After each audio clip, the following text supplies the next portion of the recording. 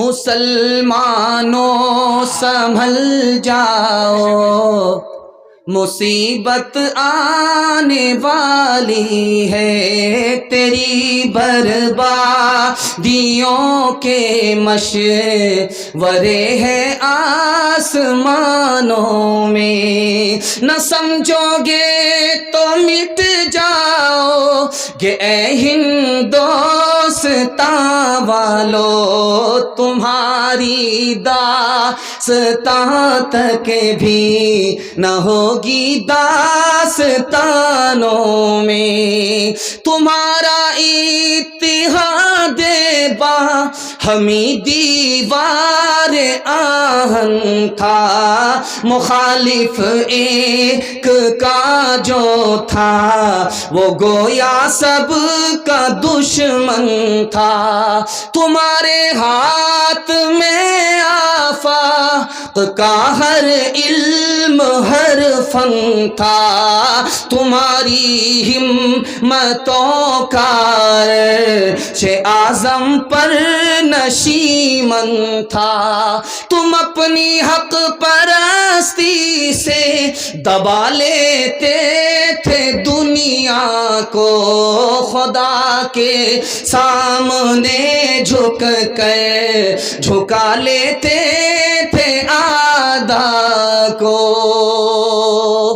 عورتوں کے حوالے سے صرف 3 پیغام، 5 سے 7 منٹ میں میرے حصے کا جلسہ تمام۔ سننے کے لیے آپ لوگ تیار؟ ہاتھ اٹھا دیجئے۔ انشاءاللہ عورت کو سر پر بٹھائیں گے، پہلی فرصت میں حکومت چلی جائے گی، یہ غلطی کبھی مت کیجیے گا۔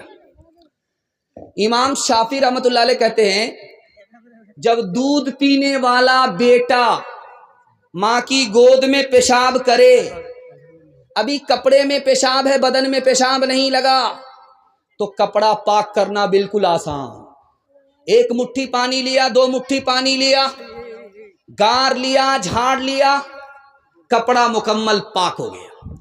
لیکن اگر دودھ پینے والی بیٹی ہے، ماں باپ کی گود میں پیشاب کرے، 1 مٹھی 2 مٹھی پانی مار لینے سے کپڑا پاک نہیں ہوگا، کپڑا اتارنا پڑے گا، بار بار دھونا پڑے گا، داغ دھبے چھڑانے پڑیں گے، گارنا اور نچوڑنا پڑے گا، تب مکمل کپڑا پاک ہوگا۔ پالن حقانی نے کہا بیٹا پیشاب کرے پاک کرنا آسان، بیٹی پیشاب کرے پاک کرنا مشکل۔ اسی طرح پالن حقانی نے کہا بیٹے سے زیادہ بیٹی کو تعلیم دلانا ضروری، بیٹے کو کم بیٹی کو زیادہ۔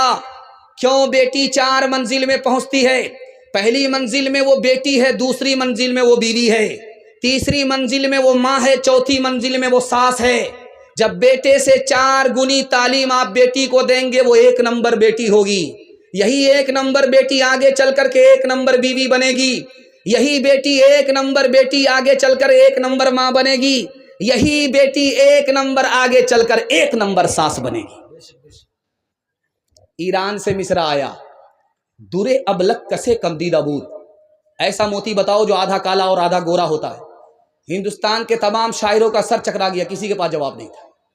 جمعہ کا دن آیا، اورنگزیب بادشاہ کی بیٹی نہا دھو کر کے آنکھ میں سرما لگا رہی تھی، ممیرا سرما جب پڑپڑا کر کے لگا، آنکھ سے پانی کا قطرہ ٹپکا، اس نے فوراً جوڑا لگا دیا، مگر اشکے بتانے سرمے آلود، وہ موتی جو آدھا کالا اور آدھا گورا ہوتا ہے سرمے کا لگا ہوا پانی ہوتا ہے۔ اب یہ مصرع پہنچ گیا ایران کا بادشاہ بڑا خوش ہوا، اس نے وہاں سے خط لکھا کہ جس نے میرے مصرے کا جوڑا لگایا ہے، میرے سوال کا جواب دیا، اس کو ایران بھیجو، میں اس کو گود میں بٹھانا چاہتا ہوں، گلے سے لگانا چاہتا ہوں، ہاتھ ملا کر کے منہ مانگا انعام دینا چاہتا ہوں۔ اب باپ نے بیٹی کے سامنے خط رکھا، بیٹی اب کیا کرو گی؟ تو بیٹی کا فیصلہ سنیے، اللہ سب کو ایسے ہی ہونہار بیٹی عطا فرمائے۔ اس بیٹی نے کہا ابا حضور انعام لینے کے لیے میں ہندوستان سے ایران جاؤں گی، وہ مجھ کو گود پہ بٹھائے گا، گلے لگائے گا، ہاتھ ملا کر کے منہ مانگا انعام دے گا، وہ اجنبی مرد ہے میں اجنبی عورت ہوں، میرے پردے کا جنازہ اٹھ جائے گا، مجھ کو دنیا ملے گی، خدا رسول ناراض ہو جائیں گے، ایسی دنیا پر میں لات مار سکتی ہوں، انعام لینے کے لیے جا نہیں سکتی۔ حجاج بن یوسف کے دربار میں بہن آئی ہے، فریاد کر رہی ہے میرے 3 آدمی کو تم نے گرفتار کیا ہے، تینوں کو چھوڑ دو، میرا بیٹا ہے، میرا شوہر ہے، میرا بھائی ہے۔ حجاج بن یوسف نے کہا ایک کو چھوڑوں گا، دو کو پھانسی پر چڑھا کر کے رہوں گا، تمہارے ہاتھ میں فیصلہ ہے، کس کو حوالے کرتے ہو کس کو چھوڑاتے ہو۔ اس عورت نے 5 منٹ میں فیصلہ لیا، میرے بھائی کو چھوڑ دو۔ بیٹے کو پھانسی ہو گئی، شوہر کو پھانسی ہو گئی۔ حجاج بن یوسف سر پکڑ کر کے بیٹھ گیا، کیسی عورت ہے، اس نے بھائی کو بچایا بیٹے کو نہیں بچایا، اس نے باپ کو اپنے شوہر کو نہیں بچایا اپنے بھائی کو بچایا۔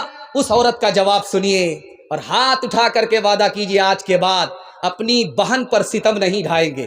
ہاتھ اٹھا دیجئے، انشاءاللہ بالکل صحیح جا رہا ہے، اللہ اس کو سلامت رکھے۔ اس بہن نے کہا میں نے بیٹے کو نہیں بچایا، میں نے شوہر کو نہیں بچایا، بھائی کو اس لیے بچایا کہ میں جوان ہوں، میری شادی ہو جائے گی، مجھ کو شوہر مل جائے گا، خدا مہربان ہوگا مجھ کو بیٹا بھی دے دے گا، لیکن ماں باپ مر چکے ہیں، بھائی نہیں آئے گا۔ تیسرا نمونہ آپ کی خدمت میں رکھنے کے لیے جا رہا ہوں۔ مولانا محمد علی جوہر فریڈم فائٹر تھے، ہندوستان کے مجاہد تھے، ان کے جہاد کی بدولت یہ ملک آزاد ہوا۔ ان کی ماں نے اسٹیج پر آ کر کے کہا جس دن میرے بیٹے کے بارے میں مجھے پتا چل گیا کہ اس نے انگریز سے سودا کر لیا ہے تو میں اپنے بیٹے کا گلا خود اپنے ہاتھ سے گھونٹ دوں گی۔